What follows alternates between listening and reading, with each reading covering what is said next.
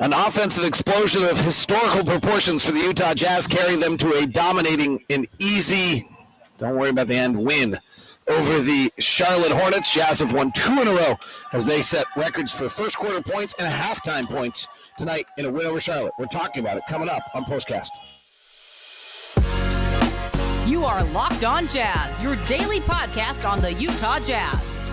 Part of the Locked On Podcast Network, your team every day.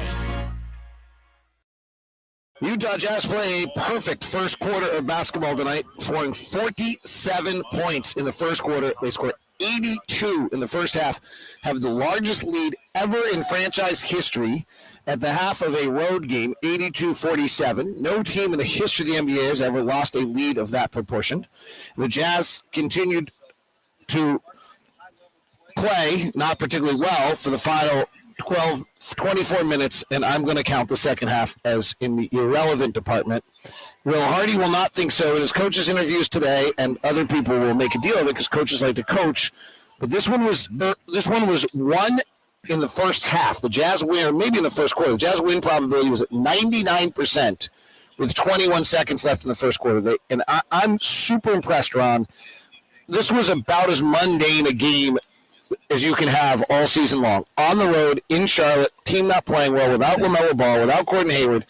Like, there's nothing about this game that as a player is going to fire you up. And I thought the Jazz came out with great focus and great intensity on a night in the midst of a long road trip where you could have slipped and got yourself in a tussle. They did the opposite. Yeah, you talked about that before the ball game and about will the Jazz be focused, knowing that some key players are out there for the Hornets, and they're probably in the middle of the road as far as being a very good team anyway.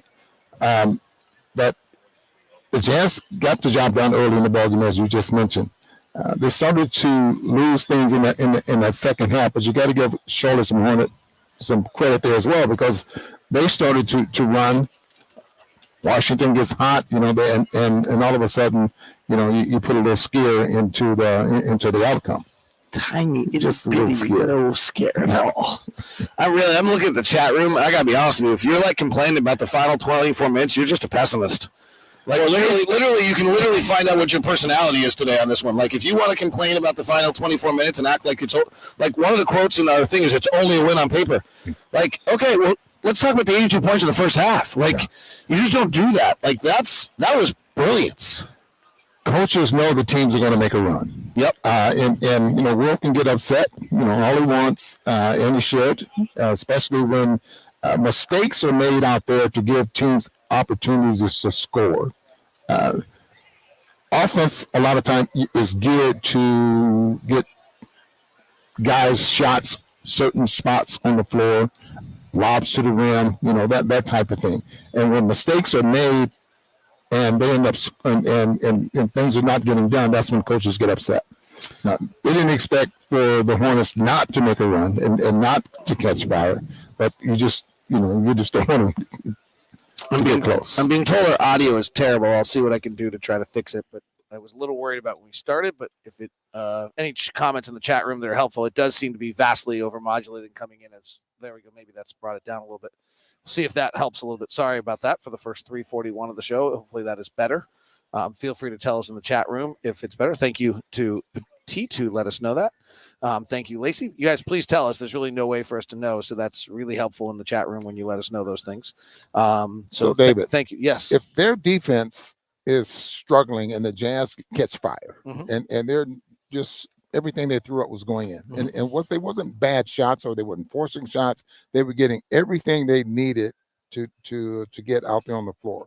Whereas the Hornets in that first quarter, they only scored 24 points, and they did make 4 for 9 from the 3-point line, 10 for 27, which is not bad numbers in that quarter. But it was just the fact that the Jazz was so hot, and the Hornets defense didn't have an answer for the Jazz putting up 47 points. Yeah, let's go to the first quarter.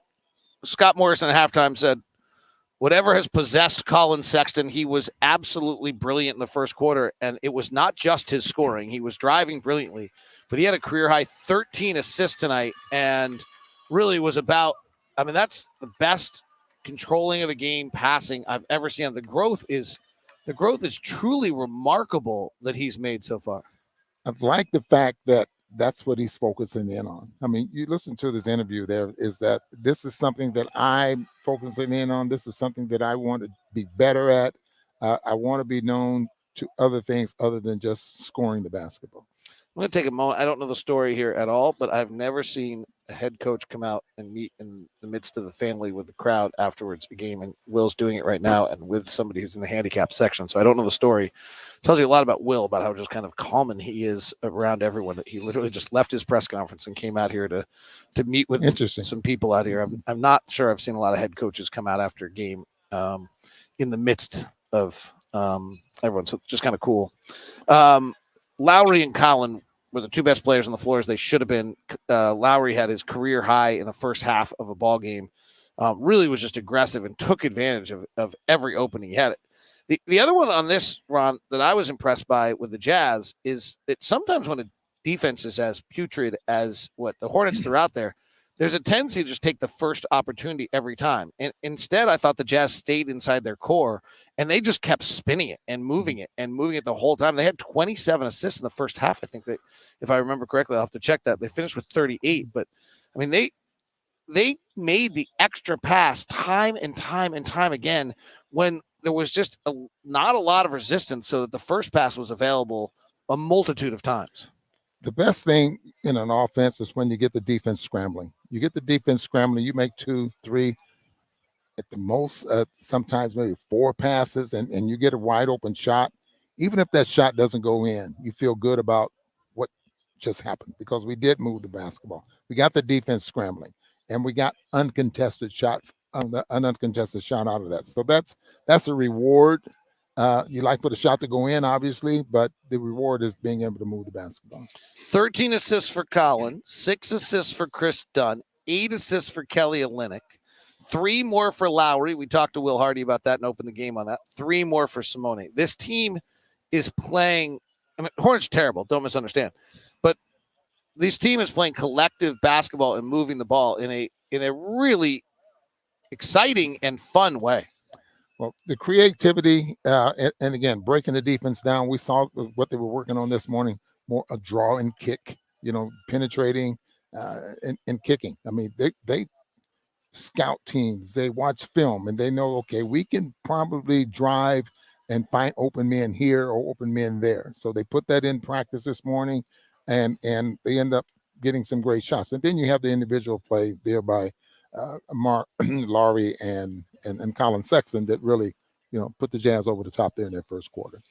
Jazz ended up with 82 points in the first half on 32 of 49, 13 of 23 from the field.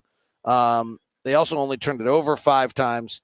You played 2 really, really bad teams in back-to-back games. You did exactly what you were supposed to do in both those games. And you hear so many people say this, and this is why I have to correct them.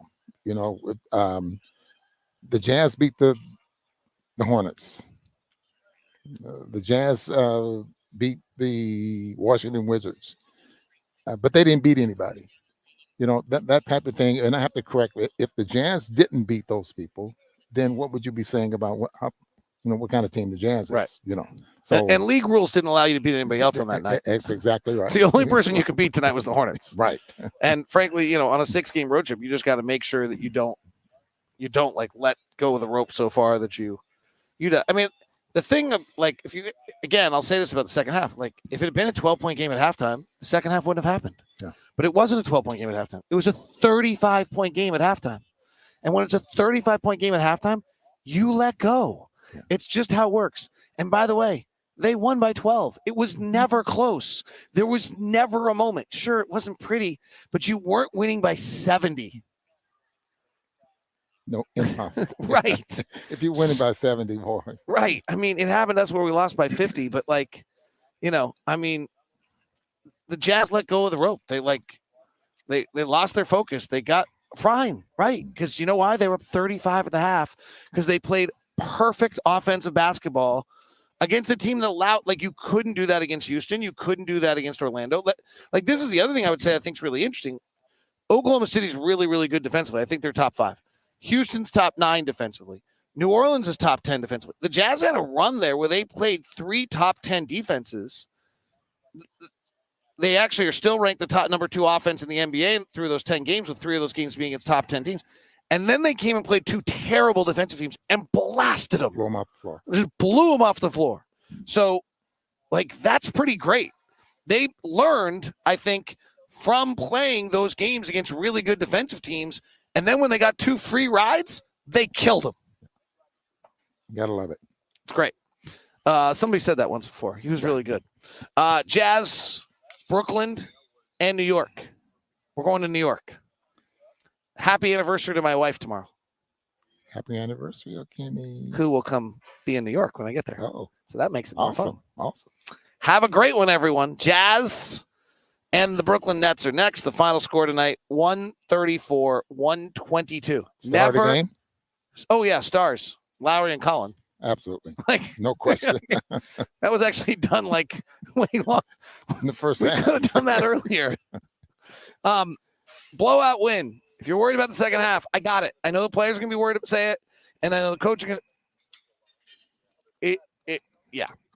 99%, 0.9% win percent probability the whole time. The whole time. Brooklyn Nets. See you guys.